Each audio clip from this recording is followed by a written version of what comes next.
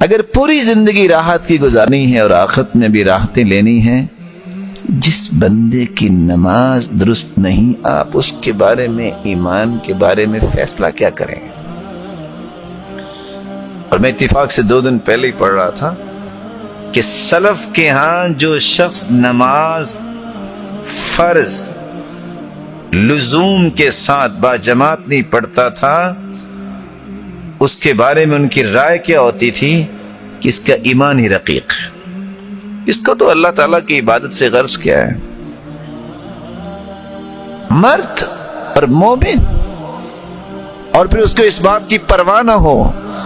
اور اس بات پہ سب سے بڑا افسوس ہے کہ آج اسلام کا دعویٰ کرنے والے کہ میں بہت بڑا چیمپئن ہوں، آپ جب نماز کی طرف دیکھیں گے تو وہاں فیل نظر آئے گا۔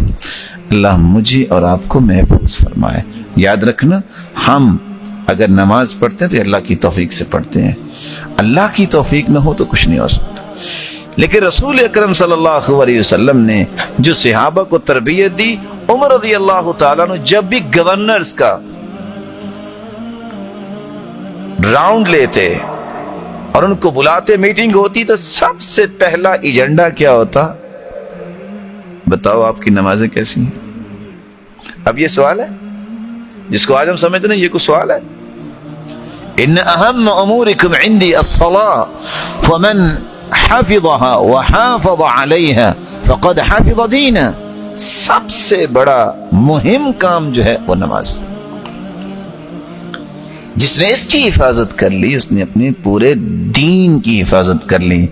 آج میں یہ نہیں کہتا کوئی انسان بیمار بھی ہو سکتا ہے، بیماری عذر ہے، کوئی انسان سویا بھی رہ سکتا ہے، اور نیند بھی ایک عذر ہے اگر کبھی کبھار ہو۔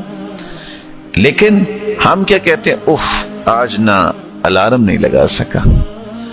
کیا اللہ کے رسول کے زمانے میں صحابہ کے پاس ٹی وی تھا؟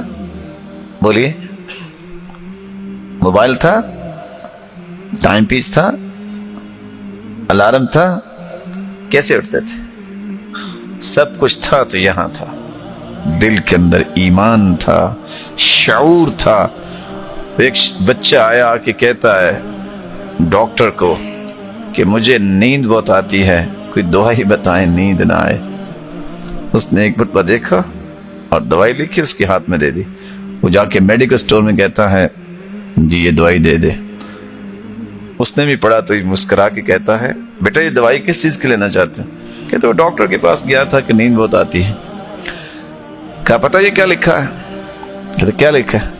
کہا شعور زندہ ہو تو نیند نہیں آتی ہے۔ اس کا شعور مر چکا ہے، اس کو کسی چیز کی پرواہ نہیں ہے۔ اس لیے امت کا شعور بیدار ہونا چاہیے۔ میری نماز نہیں تو میرا ہے کیا؟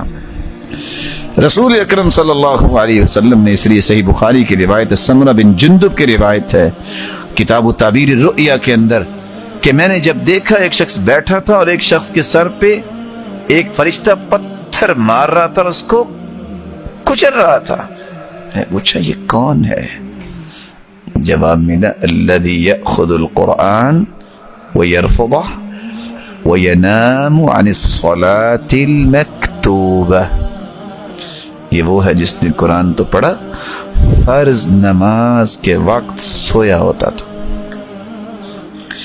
اور بزار کی روایت، اور وہ روایت جو آپ عموماً سنتے ہیں کہ اثقل الصلوات علی المنافقین صلاۃ الفجر و صلاۃ العشاء، منافقوں پہ فجر اور عشاء کی نماز بھاری ہوتی ہے۔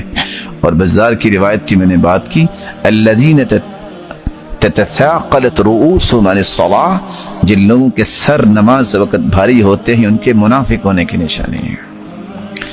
اس لیے اقام الصلاة، جب تک نماز کی پابندی نہیں ہے آپ کو کبھی چین نہیں آئے گا، آپ کے کسی معاملے میں کبھی سکون نہیں آئے گا۔ یہ راز ہیں۔ اور جس معاشرے کے اندر نماز کی اہمیت ہے، جیسے آپ نے دیکھا یہاں، اور یاد رکھنا کہ شاید کی ساری برکتیں آپ کو توحید کے بعد اس نماز کی نظر آتی ہیں۔ اسی اقام الصلاة جب تک میری اور آپ کی زندگی میں نہیں آتا، میری زندگی کے ایمان کی تجارت کبھی کامیاب نہیں ہوتی۔ وہاں تو حالت یہ ہے، کان سعید بن عبد العزیز اذا فاتته صلاة الجماعة بكى. سعید بن عبد العزیز کی نماز جب رہ جاتی تو بیٹھ کے رونے لگ جاتے. لوگ کہتے کیا ہوا؟ بھئی نماز ہی رہ گئی نا. جیسے آج کہتے ہیں او چھوڑو جی نماز ہی رہ گئی نا، پھر کیا ہوا؟ وہ کہتے ابھی کچھ ہوا ہی نہیں. اور خصوصاً عصر کی نماز، رسول اکرم صلی اللہ علیہ وسلم نے فرمایا فَكَأَنَّمَا وُتِرَ أَهْلُهُ وَمَالُهُ. اس کی عصر کی نماز رہ جائے، وُتِرَ أَهْلُهُ وَمَالُهُ، وہ ایسا ہے اس کی زندگی کا اندر جو بھی مال ہے سارا برباد ہو گیا، اور اس کے خاندان کا ایک بچہ بھی نہیں بچا، سارے مر گئے. اتنا نقصان اس کا ہو گیا. اور انسان کہے کہ میرا نقصان ہی نہیں ہوا. لیکن یاد رکھنا، میں اور آپ انسان ہونے کے ناطے سے کمزور ہیں. اللہ سے مدد بھی مانگا کریں کہ اللہ ہمیں ہمت دے، توفیق دے.